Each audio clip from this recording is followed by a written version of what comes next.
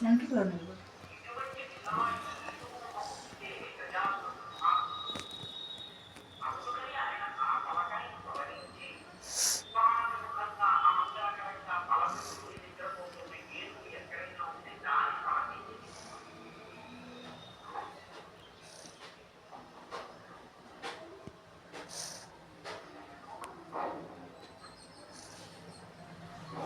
चतुर्दशी प्रसन्न वदनं जय सर्वविघ्न प्रशांते अगजान पद्मात्म गजान महानिशाने के दत्तम भक्तानम एक दत्तम उपासना है।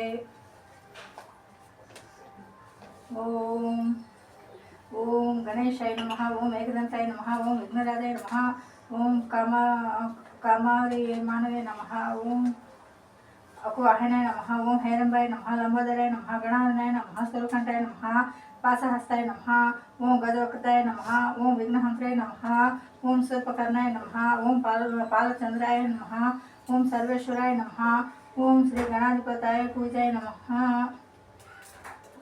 ओम पादो पूजयामि ओम गणेशाय नमः पादो पूजयामि ओम एकदंताय नमः गुल्बो पूजयामि ओम विघ्नराजाय नमः जानने पूजयामि ओम कामारि नोनवे नमः जंखे पूजयामि ओम अनुवाहनाय नमः ऊरु पूजयामि ओम हैरंबाय नमः कटिं पूजयामि ओम लंबोदराय नमः उदरं पूजयामि ओम गणानाय नमः हृदयं पूजयामि ओम स्थूलकंठाय नमः कंठं पूजयामि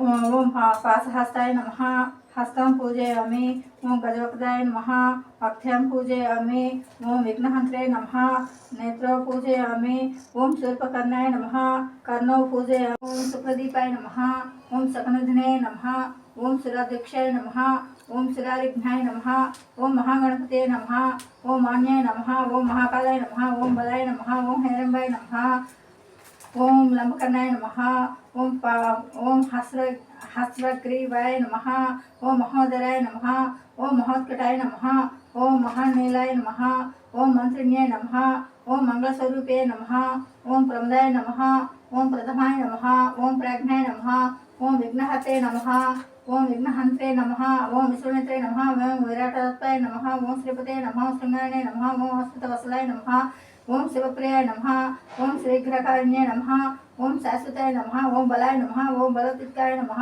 ओम भवात्मकाय नमः ओम पुराणपुरुषाय नमः ओम पुष्टाय नमः ओम पुष्करक्षण वारिणे नमः ओम अग्रगण्याय नमः ओम अग्रपूज्याय नमः ओम अग्रगाम्याय नमः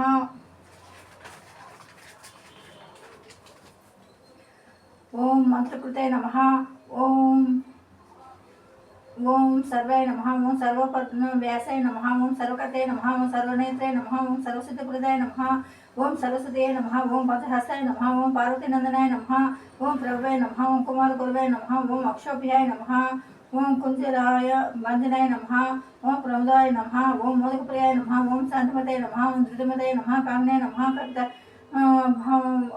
कपितपुणप्रियाय नमः ओम ब्रह्मचारिणे नमः ओम ब्रह्मरूपिणे नमः ओम ब्रह्म विद्यारूपाय नमः ओम विष्णुवे नमः ओम विष्णुप्रियाय नमः ओम भक्तजीविताय नमः ओम चितमन्मदाय नमः ओम ऐश्वर्यकाराय नमः ओम जयाय नमः ओम यक्षकिन्नर सेविताय नमः ओम गंगासुताय नमः ओम गणाधीशाय नमः ओम गंभीराय नमः ओम पटवे नमः ओम अभीष्टप्रदाय नमः ओम ज्योतिषाय नमः ओम भक्तनिधये नमः ओम भावगम्याय नमः ओम मंगलप्रदाय नमः ओम अव्यक्ताय नमः ओम अपकृत पराक्रमाय नमः ओम सत्यधर्मे नमः ओम सख्ये नमः ओम सरसाम्बोनिधे नमः ओम महेशाय नमः ओम दिव्यांगाय नमः ओम मणिकांकिने मेघलाय नमः ओम समस्त देवतामूर्तये नमः ओम सहिष्णवे नमः ओम सतोद्धिकाय नमः ओम विघातकारिणे नमः ओम विश्वकृते नमः ओम विश्राक्षकृते नमः ओम कल्याण गुरवे नमः ओम उन्मत्तवेशाय नमः ओम अपरास्ताय नमः ओम समस्त जगदाराय नमः ओम सर्वेश्वराय नमः ओम अक्रांत चिद्भ्रवे नमः ओम इति विघ्नेश्वर अष्टोत्तर शतनाम वाली पूजा समाप्तम्।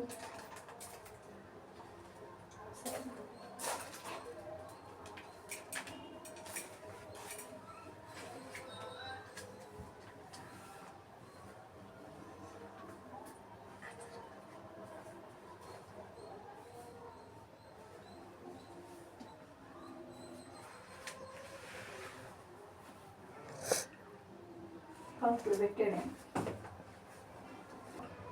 కైలాసమున పార్వతీదేవి స్టార్టింగ్. కైలాసమున పార్వతీదేవి భర్త రాకను దేవాదుల వల్ల విని సంతోషించి పరమేశ్వరుని స్వాగత సన్నాహానికై అభ్యంగన స్నానాలంకర ప్రయత్నంలో తనకై మించిన నలుగుపిండితో ఒక ప్రతిమను చేయగా అది చూడముచ్చటైన బాలుని రూపంలోనే ఉండెను. ఆ రూపానికి ప్రాణప్రతిష్ఠ చేయాలనిపించి ఇంట్లో అంతకు పూర్వము తన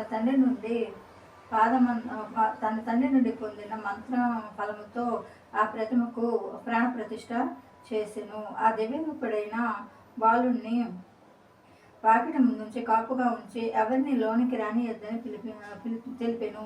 స్నానానంతరం పార్వతీదేవి సర్వాభరణములు అలంకరించుకొనుచు పతి ఆగమనకై నిరీక్షించుచుండెను. అప్పుడు పరమేశ్వరుడు నందిని అధిరోహించి వచ్చి లోపలికి పోగొన వాకిలి ద్వారమందున్న బాలుడు అడ్డగించాడు. బాలుడు ధిక్కారముకు కోపం వచ్చిన శివుడు తన మందిరమున తనకే ధిక్కారింప అని రౌద్ర రూపంలో తన త్రిశూలములతో బాలుని కంఠమును తొలగించి లోపలికి వెళ్ళెను. అంత పార్వతీదేవి భర్తను చూసి ఎదురెళ్ళి అర్ఘపాధ్యాదులతో పూజించి వారిరువులను పరమానందమున ప్రియ సంభాషణింపులు ముచ్చటించుకొనుగా ద్వారం దగ్గర ఉన్న బాలుని ప్రస్తావన వచ్చెను. అంత మహేశ్వరుడు తాను చేసిన పనికి చింతించి గజాసురుని శిరస్సును బాలునికి అతికించి ప్రాణము ప్రసాదించి గజానుడు అని పేరు పెట్టెను. అతనిని పుత్ర ప్రేమంబున ఉమామహేశ్వరులు పెంచుకొనుచున్నారు. గజాసురుడు తల్లిదండ్రులను పరమ భక్తితో సేవించుచుండెను. అతడు సులభంగా ఎక్కి తిరుగుటకు అనిరుద్ధుడయి ఒక ఎలుక రాజును వాహనముగా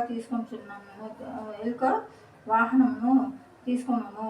కొంతకాలమున పార్వతీ పరమేశ్వరులకు కుమారస్వామి జనించెను. అతడు మహాబలశాలి. అతని వాహనము నెమలి. దేవతల సేవాదాయకుడై ప్రఖ్యాతిగాంచుచుండెను. ఒకనాడు దేవతలు మునులు పరమేశ్వరుని ప్రార్థిస్తూ తమకు ఏ పని చేసినా కూడా విఘ్నాలు కలగకుండా ఒకరిని అధిపతిగా నియమించమని కోరెను. గజాసురుడు తాను పెద్దవాడు కనుక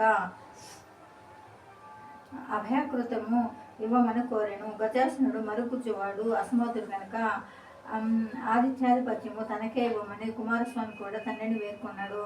సమస్య పరిష్కారానికి శివుడు ఇరువురు కుమారులను చూసి మీలో ఎవరు ముల్లోకములోని పుణ్యనదులు స్నానం చేసి ముందుగా నా వద్దకు వచ్చేదిరో వారికి ఈ ఆధిపత్యం ఇచ్చేదని మహేశ్వరుడు తెలిపిన వెంటనే కుమారస్వామి నెమలి వాహనం ఎక్కి వాయు వేగంగా వెళ్ళాడు. అంతటి గజాసురుడు కిన్నుడై తండ్రిని సమీపించి ప్రణమిల్లి, అయ్యా, నా అసమర్థత మీకు తెలిసి కూడా ఈ పరీక్ష తగునా? నీ పాద సేవకుడు నా యందు నీ పాద సేవకుడును నా అసమర్థత మీకు తెలిసి కూడా మీ పరీక్షింప నీ పాద సేవకుడై నా యందు కటాక్షించి తగు ఉపాయమును తెలిపి రక్షింపవే అని ప్రార్థింపగా మహేశ్వరుడు దయతో, కుమార, ఒకసారి నారాయణ మంత్రం పఠించు అని ఆ నారాయణ మంత్రాన్ని ఉపదేశించను. సకృత్ నారాయణోకృత్య ఊహన్ కల్పత్రయణం గంగాది సర్వే తీర్థేషు స్నాతో భవతి పుత్రిక. అంత గజానుడు సంతోషించి అత్యంత భక్తితో ఆ మంత్రం జపించుచు తల్లిదండ్రులను 3 సార్లు ప్రదక్షిణం చేయొచ్చు కైలాసమున ఉండెను. ఆ మంత్ర ప్రభావంతో అంతఃపూర్వం గంగానదికి స్నానానికి వెళ్ళిన కుమారస్వామికి తన అన్న గజానుడు ఆ నదిలో స్నానమాడి తనకెదురుగా వస్తున్నట్లుగా కనిపించెను. ఆ విధంగా అతడు 3,50,00,000 నదుల్లో కూడా అలాగే చూచి ఆశ్చర్యపడుతూ కైలాసంకి వెళ్ళి తండ్రి సమీపంలో ఉన్న గజాన్ని చూసి నమస్కరించి తన బలమును నిందించుకొనుచు, తండ్రి, అన్నగారి మహిమ తెలియక అట్లంటుని క్షమించుము, ఈ ఆధిపత్యము అన్నగారికే ఇవ్వము అని ప్రార్థింప. అంత పరమేశ్వరుడు భాద్రపద చతుర్థి నాడు గజానుడు విఘ్నాధిపత్యం స్వీకరింప ద్వారా విఘ్నేశ్వరుడిగా కీర్తింపబడినాడు. ఆనాడు సర్వదేశస్థులు విఘ్నేశ్వరుడిని తమ విభముల కొలది 5 రకాల అప్పములు, మున్నగు పిండి వంటలు, టెంకాయలు, పాలు, తేనె, అరటిపండ్లు, పానకము, వడపప్పు మొదలైనవి సమర్పించి పూజించగా విఘ్నేశ్వరుడు సంతోషంతో కుడుములను మొదలైన భుజించి కొన్ని తన వాహనమైన ఎలుకకి ఇచ్చి కొన్ని చేత ధరించి భుక్తాయాసంతో సూర్యాస్త సమయమున వేళకు కైలాసమునకు వెళ్ళి తల్లిదండ్రులకు వంగి నమస్కరింపు చేయబోగా ఉదరము భూమిక అని చేతులు భూమికి అందవయ్యే. ఆ విధంగా ప్రణామం చేయుటకు శ్రమించుచుండగా శివుడు స్థిరమున వెలసి ఉన్న చంద్రుడు చూచి వికటముగా నవ్వెను. అంత రాజదృష్టి సోకిన ఎడల సోకిన కూడా నుగ్గవును అన్న సామెత నిజమవునట్లుగా విఘ్నేశ్వరుడు ఉదరం పగిలి అందున్న కుడుములు తదితరములన్నీ బయటకు దొర్లెను. అతడు మృత్యుంజుడై పార్వతి శోకించుచుండగా చంద్రుని చూచి నవ్వెను.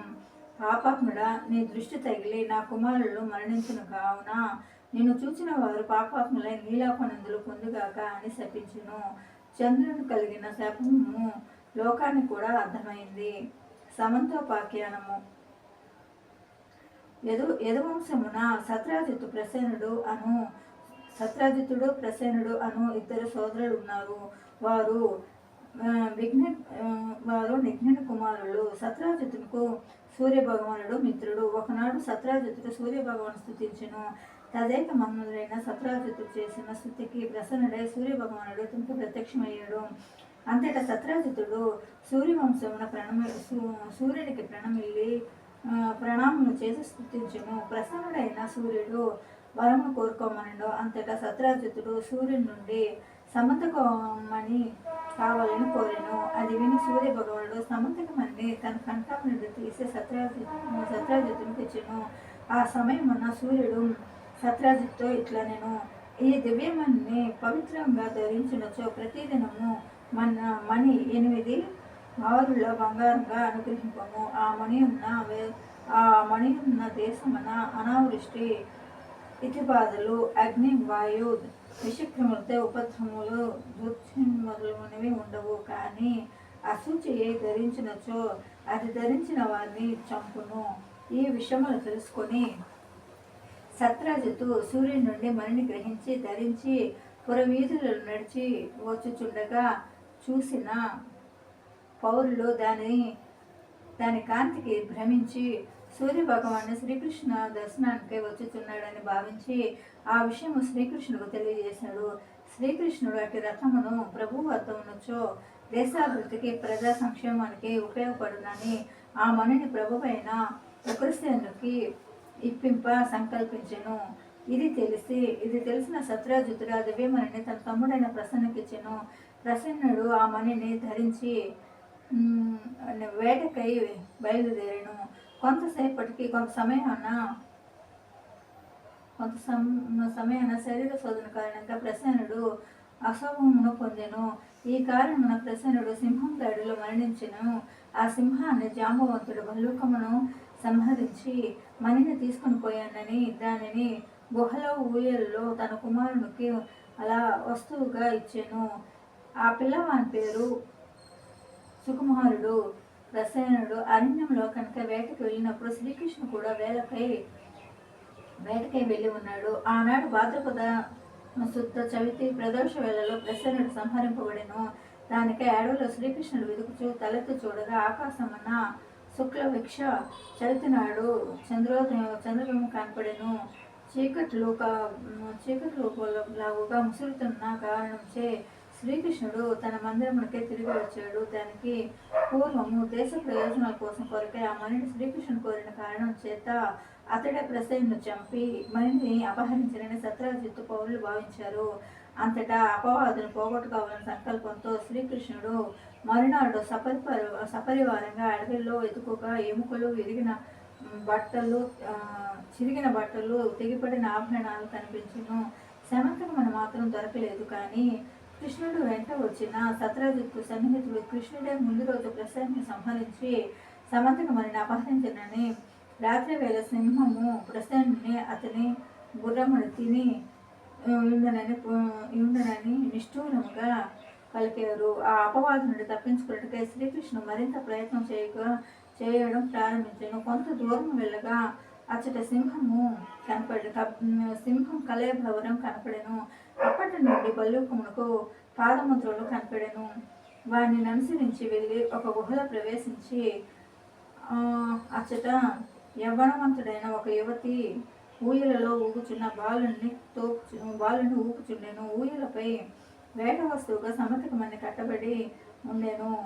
ఊయల ఊపుతున్న ఆమె జాంబవతి ఆమె కృష్ణను చూచి ఆయన సౌందర్యమునకు ఆశపడి బహుశా ఆయన సమర్థకమంటే వచ్చానని భావించి గట్టిగా మాట్లాడినచో తన తండ్రి జాంబవంతుడు వచ్చి శ్రీకృష్ణుడు ఆపద కల్పింపబోనని భయపడి నా పాట పాడుచున్న దాని వలె శ్రీ సమర్థకము వచ్చిన విధములో చెప్పెను. అంతలో లోపల నిద్రించుచున్న జాంబవంతుడు లేచి వచ్చి సమంతకమును కొరకై వచ్చానని శంకించి శ్రీకృష్ణుడితో ద్వంద్వయుద్ధమున తలపడెను. ఈ శ్రీకృష్ణుడు వామనావతారం కాలమున జాంబవంతుని చిరంజీవిగా వరమిచ్చెను. ఆ కాలమున జాంబవంతుడు రాముని ఆలింగమునకై కొనవలెనని కోరిక ఉన్నది. కానీ కృష్ణుడు ఆ కోరికను ఇట్లా తీర్చుకొనని జాంబవంతునితో 21 రోజుల పాటు యుద్ధమునర్చెను. క్రమంగా జాంబవంతుని బలం క్షీణింపసాగెను. అప్పుడు తనకు యుద్ధం చేస్తున్నదో కాదు త్రేతాయుగములో రావణాసుని సంహరింప శ్రీరామచంద్రుడని గ్రహింపెను. వెంటనే చేతులు జోడించి దేవాదిదేవ ఆర్తజన రక్షక విఘ్న నిన్ను త్రేతాయుగంలో భక్తదాన పలుకుబడిన శ్రీరామచంద్రుడిగా గుర్తించాను. ఆ జన్మలో నీవు నా మీద అభిమానంతో కోరమంటే నేను తెలివి తక్కువగా మీతో ద్వంద్వయుద్ధం చేయాలని కోరాను. నీవు ముందు నా కోరిక ముందు నా కోరిక తీరుస్తున్నావు. అప్పటి నుంచి నీ నామస్మరణ చేస్తూ నీ కోసం ఎన్నో యుగాలుగా ఎదురు చూస్తున్నా నా ఇంటికే వచ్చి నా కోరిక నెరవేర్చావు. ధన్యుడను స్వామి, నా అపరాధంను మన్నించి నన్ను కాపాడుమని పలు విధాలు అభ్యర్థించాడు. శ్రీకృష్ణుడు దయతో జాంబవంతుని శరీరం అంతా తన చేతితో నిమిరి జాంబవంతుని సమంతకమని అపహరించాడని నింద నాపై వచ్చింది. దాని రూపుకొనుటికై వచ్చాను. నువ్వు ఆ సమంతకమని ఇస్తే వెళ్ళి వస్తాను అన్నాడు. జాంబవంతుడు సంతోషంగా సమంతకమనితో పాటు తన కుమార్తెను జాంబవంతిని శ్రీకృష్ణుడికి ఇచ్చి సాగనంపాను. ద్వారకా నగరమంత పౌరులకు ఈ సత్యం తెలిసి శ్రీకృష్ణుడు సమంతకమైన సత్రాజిత్తుకు ఇచ్చానని అప్పుడు సత్రాజిత్తు తన తప్పు తెలుసుకుని శ్రీకృష్ణుడు క్షమింప ప్రార్థింప తన కన్యారత్నమైన కుమార్తె సత్యభామ మణిరత్నమైన సమంతకమని ఇచ్చి గోపాల రత్నమైన శ్రీకృష్ణుడు సమర్పించును.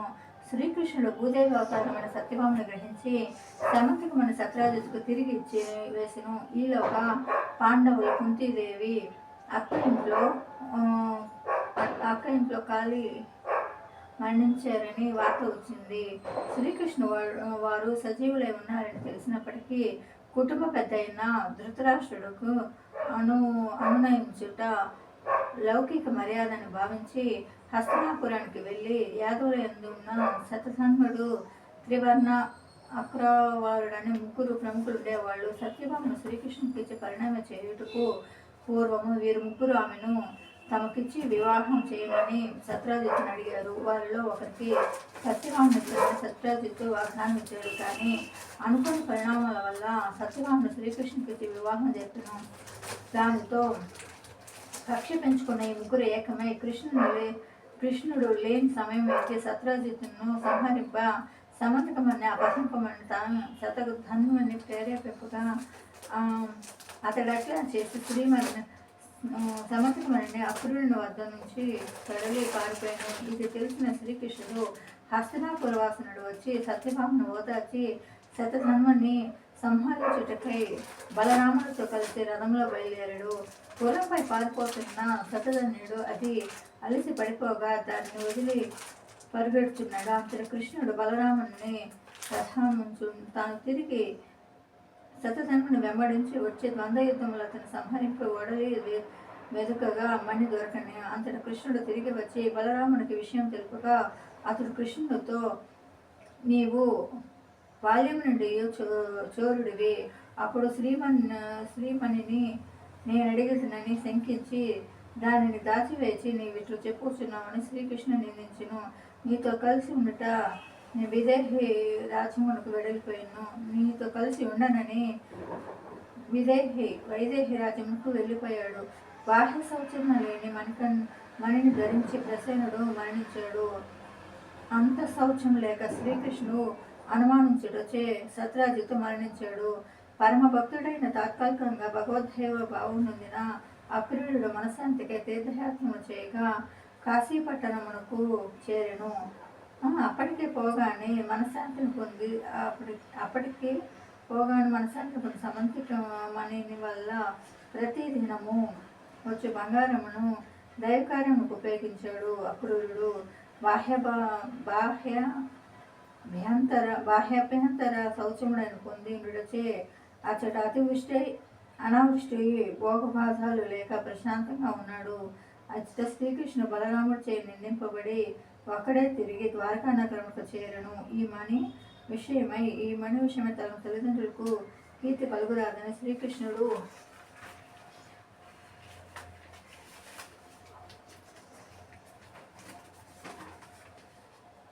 మాయ చేసినని జాంబవంతి సత్యభామలు అనుమానించారని శ్రీకృష్ణుడు అపనిందలకు కారణమేలా అని విచారవదనంతో ఆలోచించుచుండగా నారదుడు ప్రత్యక్షమై ఆ అపనిందల కారణము భాద్రపద శుక్ల చవితి నాడు రాత్రి వేటకై అడవి వెళ్ళినప్పుడు చంద్రుడు చూచులచే ఆ విశేషణముల గురించి ఇట్లు చెప్పెను.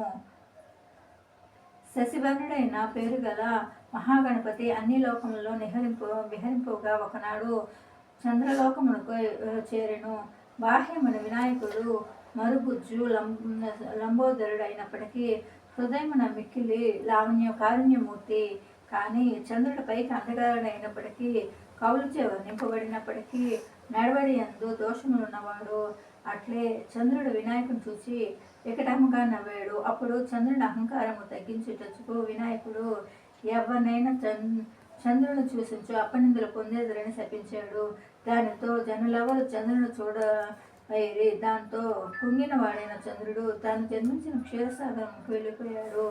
చంద్రకాంతి లేమనచు ఔషధాలు ఫలించట మానెను.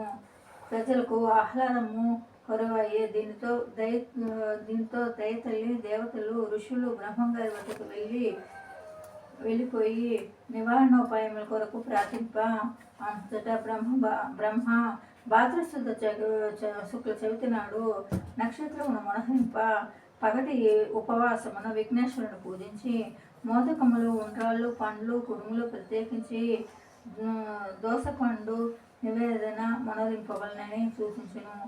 అప్పుడు చంద్రుడు కూడా ఆ వ్రతం మనొచ్చి వినాయకుని అనుగ్రహం పొందెను. అంతటా వినాయకుడు ఒక్క అవతార దినమైన భాద్రశుద్ధ చవితి నాడు తప్ప మిగిలిన రోజులు చంద్రుని చూడవచ్చని ఎట్టి నిందలు కలగవని శాపం అవకాశం ఇచ్చాను. అంతటా భాద్రపద శుక్ల చవితి నాడు చంద్రబింబను చూడట వల్ల జరిగిన విపరీతముల వల్ల స్వయంగా అనుభవించిన శ్రీకృష్ణ పరమాత్ముడు తనకు కలిగిన నిందలను పోగొట్టుకున్నట్టుకై వరమేమని సలహా కోరిన శ్రీకృష్ణుడు వినాయకుడిని వ్రతం ఆచరించెను. వెంటనే వినాయకుడు ప్రత్యక్షమై శ్రీకృష్ణుడు వచ్చిన అపనందులు తొలగిపోవటకు మంగళవాక్యాలు పలికెను. అంతటా శ్రీకృష్ణుడు తన సమర్థతో ఇంత కష్టపడి కానీ సామాన్యులు కది ఎట్లు ఇంతటి శ్రీకృష్ణుడు ఇంతటి అపనందులు తొలగిపోయిన మంగళవాక్యం తను ఇంతటి సమర్థతో ఉన్న కష్టపడుతుంది కానీ సామాన్యులకు అది ఎట్లు సాధ్యమవుతుంది. కావున లోకమంతటి అనుగ్రహం మన కోరాడు. భాద్రపద శుక్ల చవితి నాడు ఉదయం తనను పూజించి సమర్థోపాఖ్యమను చదివిన మరియు విన్నా చంద్రుని చూచి ఎటువంటి అభినందనలు కలుగువని వినాయకుడు వర్ణించాడు. ఈ వృత్తాంతంలో దేవతలు మహర్షులు కూడా ఉన్నారు. వినాయకుడు నిరాశక్తి పూజించి కోరికలు నెరవేర్చుకుంటూ సుఖంగా ఉన్నారని సూర్య మహాముని సౌనకాది మధ్యంతో ఈ వృత్తాంతం తెలిపాడు. దీనిలో ఏమరపాటు తగదని సమంతకోపాఖ్యానంలో శ్రీకృష్ణ పరమాత్మ వృత్తాంతం ద్వారా స్పష్టమైంది. అందువల్ల ఈ సమంతోపాఖ్యానమును అనగా అందులో హితబోధం చెప్పుకొని గణేశత్వం భక్తి వినయంతో శిరమున అక్షంతులు ధరించిన ఎడల చవితి చంద్రుని చూచిన నిష్కారమును నిందాపయము ఉండదని లోకులు పరమేశ్వరులుగా భావించారు. అది మొదలు సమంతోపాఖ్యానము గాథను చదువుట వినుట సాంప్రదాయమైనది. ద్వారకా నగరమున కలిగిన క్షామ నివారణకు మహాభక్తుడైన అక్రుని రాక అవమానం అని భావించి శ్రీకృష్ణ అక్రూరునకు కబురంపెను. పరమ భక్తుడైన అక్రూరుడు ద్వారకా నగరమునందు వచ్చుటొచ్చు అందరికీ సమస్తోపాధ్యాయ వృత్తాంతం తెలిపిన శ్రీకృష్ణుడు పై వచ్చిన అపనిందలు కలిగిపోయినని లోపల బయట శౌచం గల అక్రూరుడు సమంతోపాధ్యాయుని శుభ పరంపరలిచ్చుచుండెను. మంగళ మహాతో చేసి బాగుంది. ఎప్పుడైనా చేయి కింద పెట్టకూడదు. కరెక్ట్గా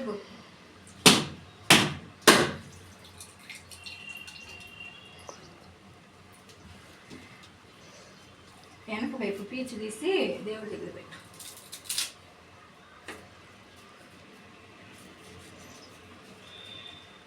కొబ్బరి పోయినట్టుంది. పడుతుంది బాగానే ఉంది. ఆ దేవుడి దగ్గర పెట్టి వినాయకుడి దగ్గర కాలు తిండి వచ్చేసింది.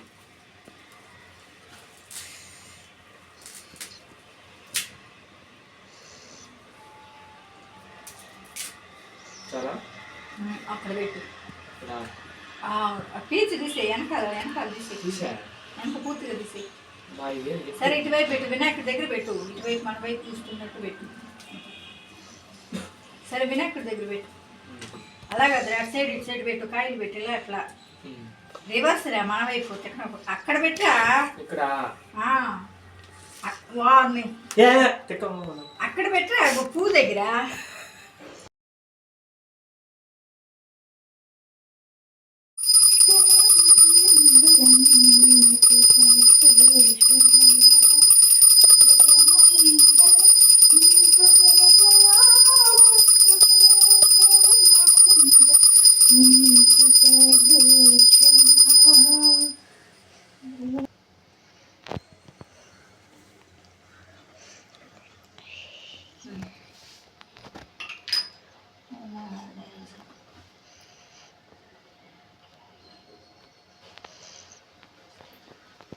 దండం